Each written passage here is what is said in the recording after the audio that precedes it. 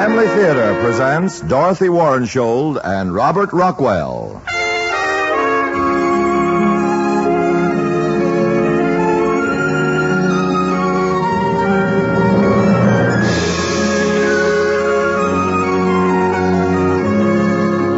From Hollywood, the Mutual Network, in cooperation with Family Theater, presents Flight to Bermuda, starring Dorothy Warrenshold. And now, here is your host, Robert Rockwell.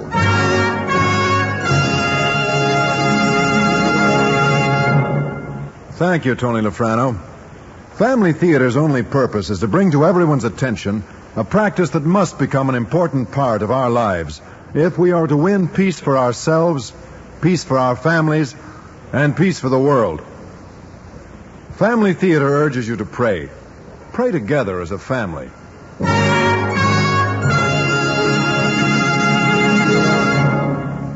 And now to our transcribed drama, Flight to Bermuda, starring Dorothy Warrenshold as Jo.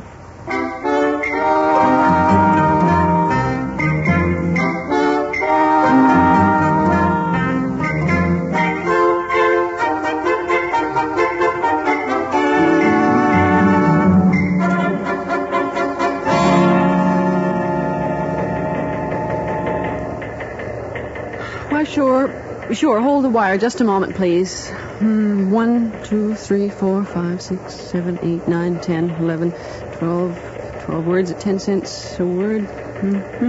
Oh, hello? Send us a night letter. That'll be $1.20. Not at all.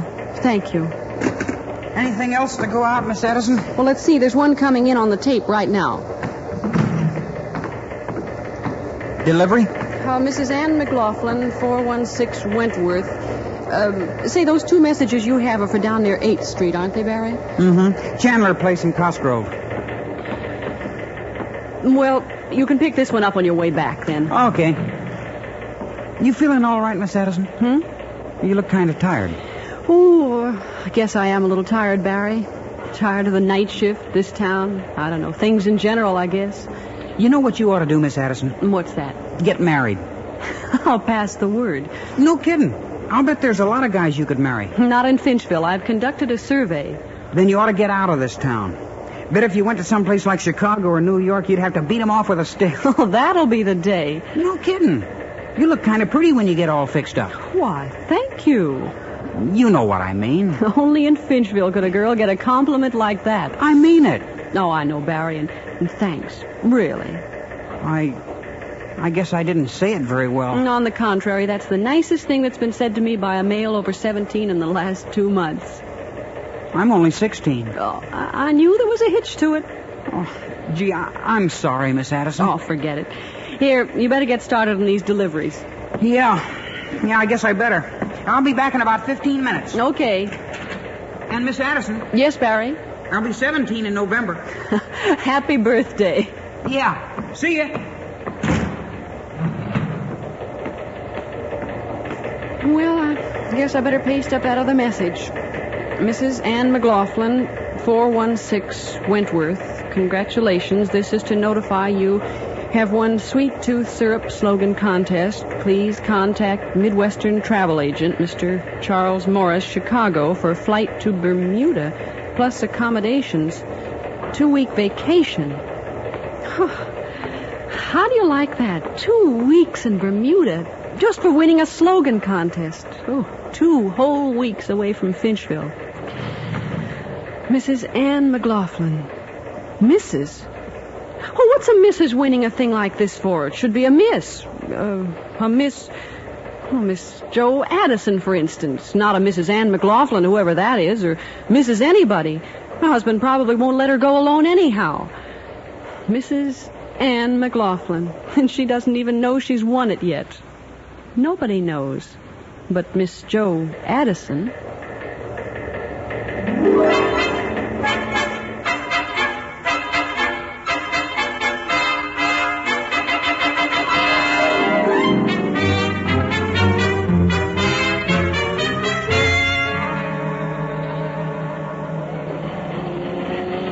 Mrs. McLaughlin! Mrs. McLaughlin! What? Oh, Mr. Morris? What's the matter? Are you so excited you've forgotten your own name? Oh, I know. Well, the airplane was making so much noise. Oh, yes, of course. All set to get aboard? Got everything? Tickets? Yes. Oh, yes. Too bad your husband couldn't have come up here to Chicago to see you off tonight. Oh, yes. Well, he's so busy, you know. Yes, he's going to be a lonely man these next 2 weeks. Well, yes, but he told me to have a good time. And I'm sure you will. Oh, incidentally, about your purse. Oh, my purse. Yes, I'd almost forgotten. I notify the railroad that you think you left it on the train. Oh, you needn't have gone to all that bother. Oh, no bother at all, Mrs. McLaughlin. I know what it's like to lose all your identification. I had my wallet stolen about 2 years ago. I know very well what it's like. Oh, I'm sure it'll turn up. Oh, let's hope so. Lucky for you, you had that telegram in your suitcase. Otherwise, we would never have known who you were. Yes. Well, I told the railroad that you bought your ticket for Chicago at Finchville. You did? Yes, they'll trace it down, Mrs. McLaughlin. Don't you worry. But I don't want them to make such a fuss about it. No fuss, I assure you, Mrs. McLaughlin. They might just find you left that purse on your dining room table back in Finchville. Oh, no, I know I didn't. Well, now, don't you worry. Oh, look, they're rolling the passenger ladder up to your plane. Better get aboard. Oh, wonderful. And I just as soon you'd forget about the purse. Forget it? Yes, I don't want my husband to worry. Now, you put this entirely out of your mind, Mrs. McLaughlin. I'll send a wire to your husband explaining what happened. Oh, no, you mustn't. I'll write him. It won't be any trouble at all. No, my husband, you see, wires, they upset him terribly. I'll write. Well, just as you wish, Mrs. McLaughlin. Now, just forget your cares. Get aboard the plane and have a wonderful time in Bermuda. Oh, yes, wonderful. And thank you, Mr. McLaughlin. Morris, your name is McLaughlin. Oh, that's true. Well, goodbye. Yes, goodbye. And don't you worry, Mrs. McLaughlin. We'll find your purse.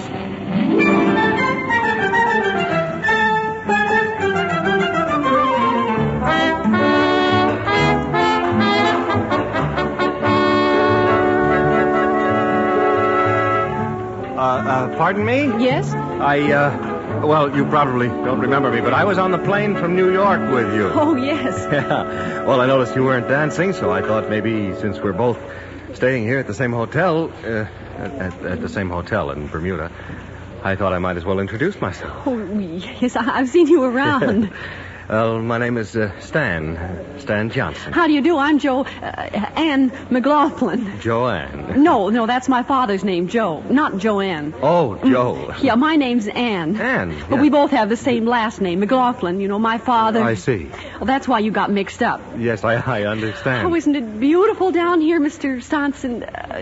Jansen. Stanson. Oh, Johnson. Stan Johnson. How do you do? Oh, my. Oh, anything wrong, Miss McLaughlin? Oh, no, it's it's just that I'm so excited to be here in Bermuda at last. Oh, your first trip. Yes. Oh, isn't this just the most beautiful place in the world? Well, I guess it is at that. I suppose you vacation here lots. Well, I come here pretty regularly, but not exactly a vacation. I'm a salesman for a hotel supply house. Oh, that must be wonderful to travel. I mean, all over the place, Well, isn't it? Sometimes you get wishing there were someplace you might settle down permanently. Oh, no, if I had the chance, I'd travel and travel. I'd go to Paris and London and Rome. And Finchville. What do you know about Finchville? Well, I wanted to find out your name, so I sneaked a look at the hotel register when we got here this morning. Oh, I see. That was very naughty of you, Mr. Johnson. Yeah, I guess it was at that, but, well, I was interested. Well, I'll forgive you this time. Oh, say, incidentally, you're going to be amused to know this. You know, it looked like you signed your name Mrs. McLaughlin. It did? Yes. Did it look like that, really? Of course, I see you're not wearing a wedding ring. Oh, no, I never wear one. I mean, well, not being married, of course. Yes, that's what I meant. Guess your hand must have slipped. When was that? Well, when you were signing your name.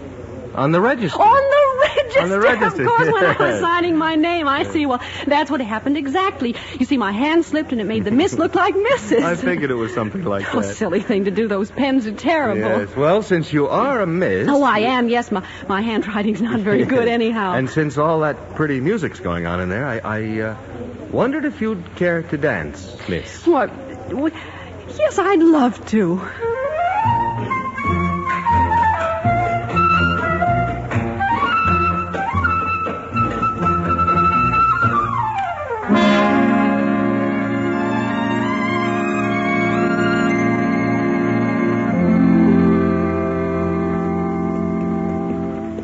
What are you thinking about, honey? Hmm? You've hardly said anything all afternoon.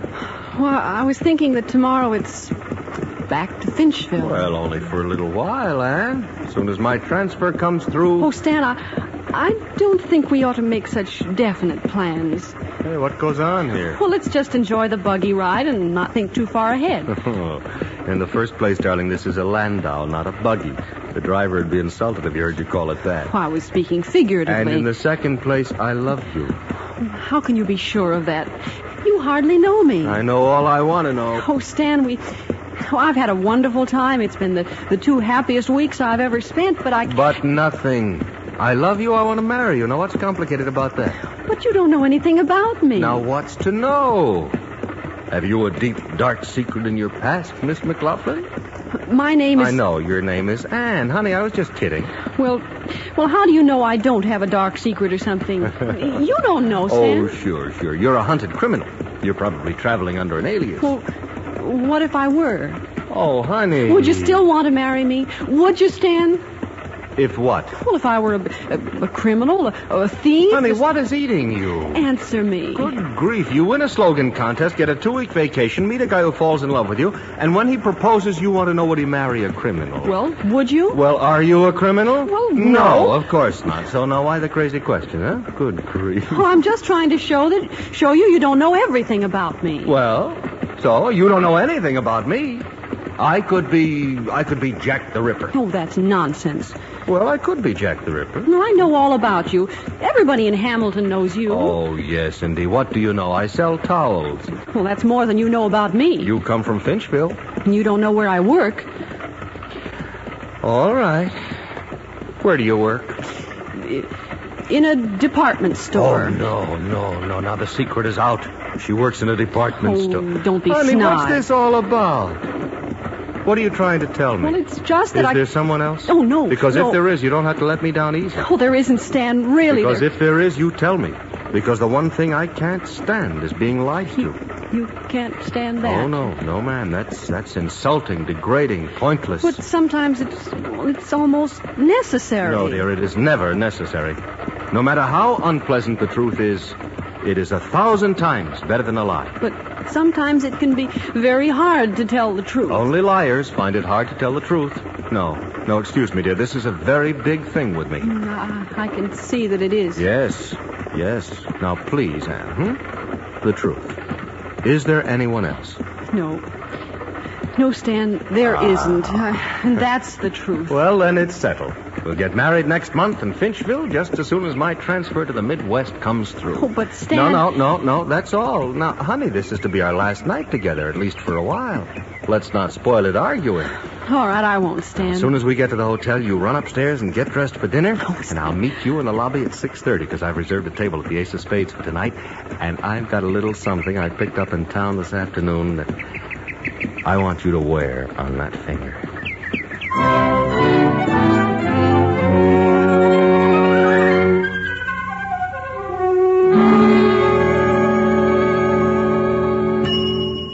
Boy, take these bags up to 714. Here's the key. Oh, Jim, excuse me. Yes? Oh, Mr. Johnson. Dining in tonight? No, and probably won't be back to the hotel until, well, a little before midnight. I just thought I'd leave word in case any messages come in. Oh, very well. We'll be at the Ace of Spades, Jim. We? Miss McLaughlin and I. Oh, very well. Mr. Johnson, Ace of Spades. Right. Anytime before midnight. Mm-hmm. And you'd like any calls put through there? No, not just any, but if a call comes from my New York office, huh? Especially if it's the boss, Mr. Leitner. Right, call from New York, Mr. Leitner. That I would like put through. Oh, fine, put through Ace of Spades. Trying to get the company to transfer me back to the States. Well, don't tell me we're going to lose you, Mr. Johnson. Well, if you do, your loss will be my gain. Yeah, I'm planning on getting married. Well, congratulations. Oh, tell me, who's the lucky girl? Well, the young lady I'm taking out to dinner tonight, Miss McLaughlin. Well, wonderful. Mm-hmm. Wonderful. Say, tell me, is she a widow? Who? Mrs. McLaughlin. Oh, I know what you're thinking about. No. No, Jim, it's Miss McLaughlin. When she signed the register, her hand slipped. I beg your pardon? No, I say it's Miss. It's Miss McLaughlin, not Mrs. She isn't married. But there's a message, a phone call that came in from the airport this afternoon for her. Yeah, so what of it? Well, it was for Mrs. Joseph McLaughlin from Mr. Morris. He'd just gotten off the plane. Yeah, but it can't be Mrs. Well, I took the message myself, Mrs. Joseph McLaughlin of Finchville. And from whom? From Mr. Morris. Something to do with a slogan contest she won. He called from the airport about 4:30. Seemed very excited about something. I couldn't reach her. Mrs. Joseph McLaughlin? Yes, I just phoned the message up to her room just now. She seemed to know who it was. And where's this guy Morris? Has he been here? No, but he has a room reserved. Said he'd be here as soon as he get through customs. Mrs. I expect he should arrive any minute now. She lied. She lied to me. Is anything wrong, Mr. Johnson? I'll say there's something wrong. What is Mrs. McLaughlin's room number? Well, it's 302. 302. Thank you. Thank you very much.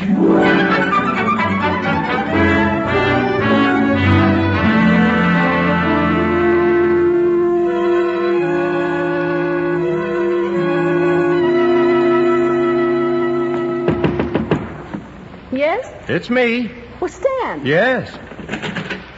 Oh, Stan, I was just going to call down to the lobby. So, Joe McLaughlin is your father's name, right? No, Stan, that's what I wanted to tell you. I'll bet. What are you doing, packing? Yes, I've got to leave.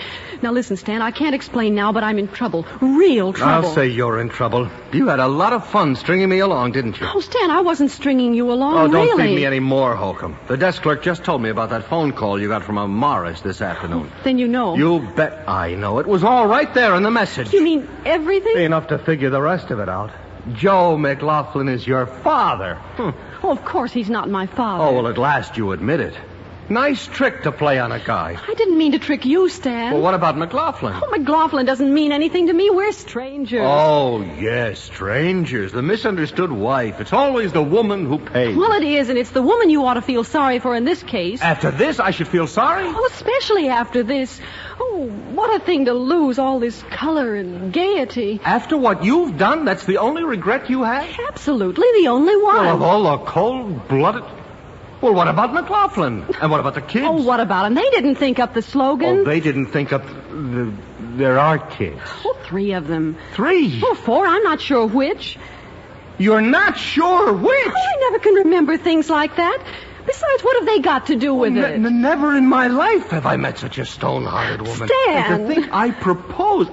I wanted to marry you. I even bought a ring. Oh, Stan, isn't there any chance for us?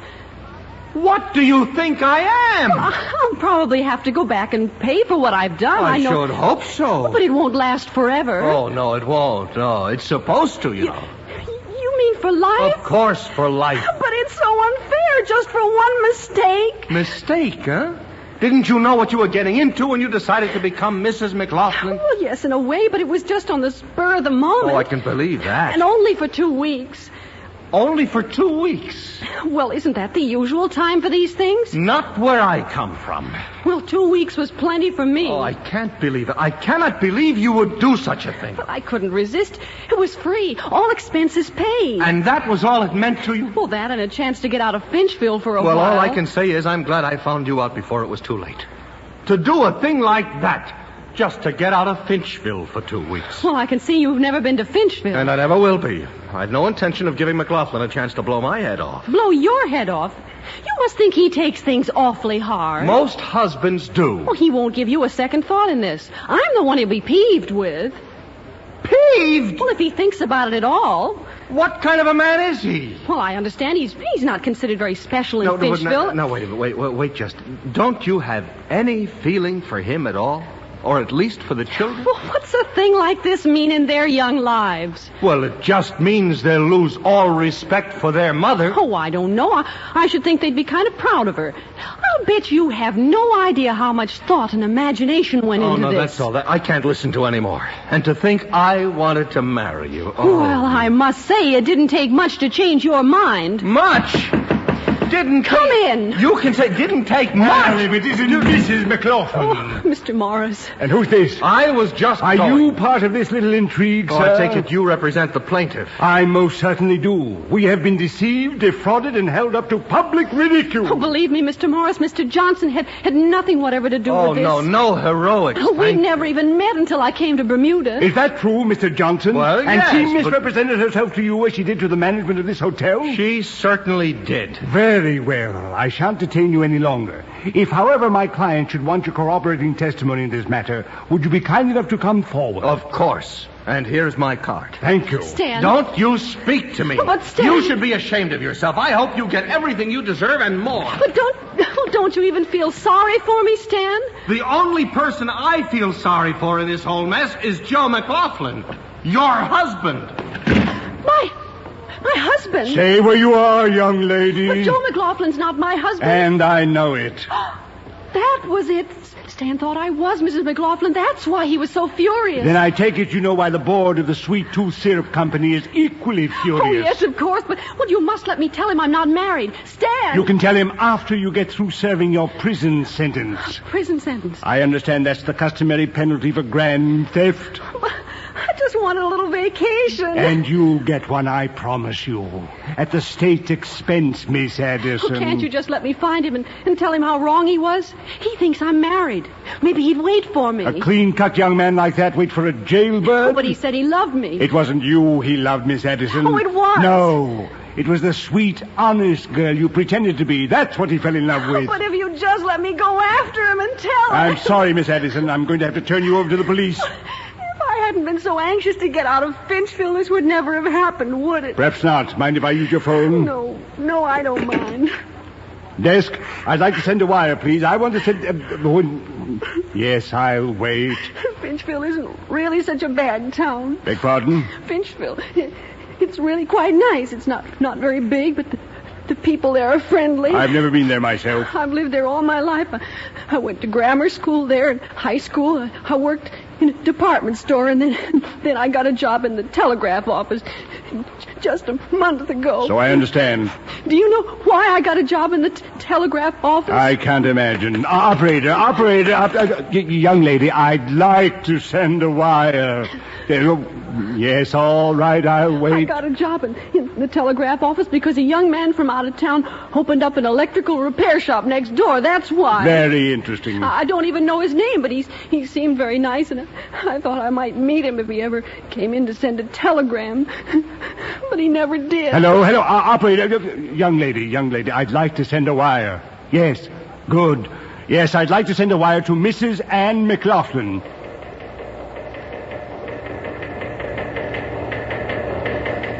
Mrs. Ann McLaughlin, 416 Wentworth. Young lady. Finchville. Young lady, I'd like to send a wire. I beg your pardon? I said I'd like to send a wire, if you don't mind. Hey, Joe, you got a customer. Get with it. Oh, Barry, did you deliver those messages already? Yeah. I thought you were going to paste up that other one while I was gone. Well, I meant to. You've been sitting there all this time? Yes, I must have been. Excuse me, sir. I didn't hear you. Oh, no, not at all. And from the way you were staring at it, I figure that must be quite a message. Yes, a lady right here in town just won a trip to Bermuda, Mrs. McLaughlin. No kidding. Oh, say, is that the McLaughlins on Wentworth Street? Yes, 416 Wentworth. Oh. Do you know them? Well, no, not very well. I just did a little work for them on their television set. New picture tube. Is that right? Yeah. Yeah, I have the repair shop, next door. Is that right? Yeah. Joe, will you paste that thing up? Oh, Barry, yes, right away. Oh. I ought to get rich delivering a message like that. I'll just be a moment if you don't mind waiting. Oh, Mr. no, not at all. Mr. Thomas. That's me. Joe Thomas. I just have to paste this and then, Joe Thomas? Yeah, why? Oh, that's funny. That's my first name, too, Josephine. Oh! I just have to fold it up like this, Uh-huh. put it in the envelope, and that's it. Oh. Can I have it, huh? Oh, yes, Barry, here. Thanks. Well, see you around, folks. If they give me more than $1, I'll buy ice cream for the house. Okay. If they don't, I'll buy it. He's a real cute kid. Yes. Yeah, he's swell. You wanted to send a wire. Oh, yeah. Yes. Mm-hmm. Straight wire or night letter? Oh, well, well, a night letter. Night letter will do it, yeah. To whom? To my mother. Mrs. Thomas? Yeah, Mrs. Thomas, yeah. That's, tomorrow's her birthday, you see, and I don't lie very well. I just wanted to meet you. See, I'm new in Finchville. Yes, and I know. Figured to settle down here, but I don't know anybody. I mean, I don't know any girls. Well, I know most of them. I could introduce you around. Oh, could... Oh, no. Well, to tell you the truth, I've met all of them I want to right now.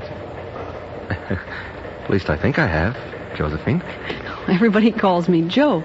Oh, really? That's what everybody calls me, too, Joe.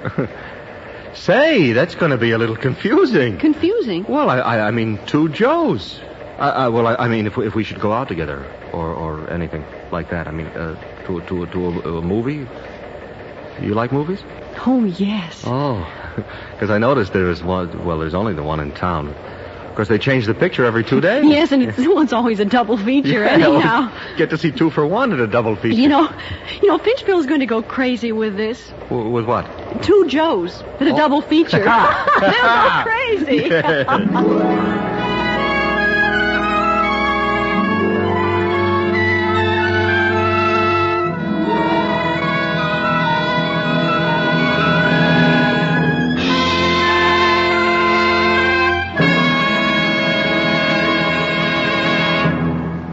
This is Robert Rockwell again. There's a cartoonist whose work appears in many of this country's papers who regularly has his characters doing some absolutely impossible things. Now, that's not strange for the funny papers, I know. But this fellow does it so frequently in his comic strip that it makes a lot of people angry. As a consequence, he gets a lot of letters of complaint. He answers them all with a form letter that goes something like this. The characters in my comic strip are mine. I created them, and they must consequently depend on me for everything. Realizing that I am responsible for their safety and well-being, I not only may, but sometimes am obliged to endow them with special talents or abilities in order to ensure them of that margin of safety and well-being. In a way, that's like man's relationship with God. God is our author, and as such is our provider. It is He who provides that margin of spiritual safety and well-being. He does this by endowing us with enough grace to meet and overcome things which might endanger our souls. Physically, too, we must depend on God for the things we need. And we can obtain the physical things the same way we obtain the spiritual, through prayer. For prayer is the means our Creator gives us of requisitioning His divine help in obtaining our needs, while acknowledging our dependence on Him. Family Theater suggests family prayer, for through it you gain still another benefit. The family that prays together stays together.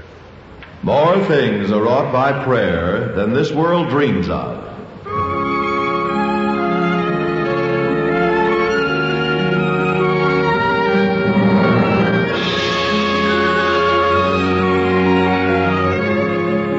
From Hollywood, Family Theater has brought you transcribed Flight to Bermuda, starring Dorothy Warrenshold. Robert Rockwell was your host. Others in our cast were Sam Edwards, Jay Novello, Larry Dobkin, and Paul Savage. The script was written and directed for Family Theater by John T. Kelly, with music composed and conducted by Harry Zimmerman. This series of Family Theater broadcasts is made possible by the thousands of you who feel the need for this type of program, by the Mutual Network, which has responded to this need, and by the hundreds of stars of stage, screen, and radio who give so unselfishly of their time and talent to appear on our Family Theater stage. To them and to you, our humble thanks. This is Tony Lofrano expressing the wish of Family Theater that the blessing of God may be upon you and your home, and inviting you to be with us next week when Family Theater will present Gambler's End, starring Paul Picerni. Eleanor Powell will be your hostess. Join us, won't you?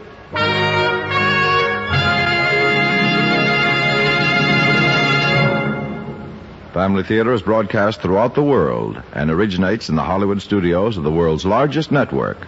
This is Mutual, the radio network for all America.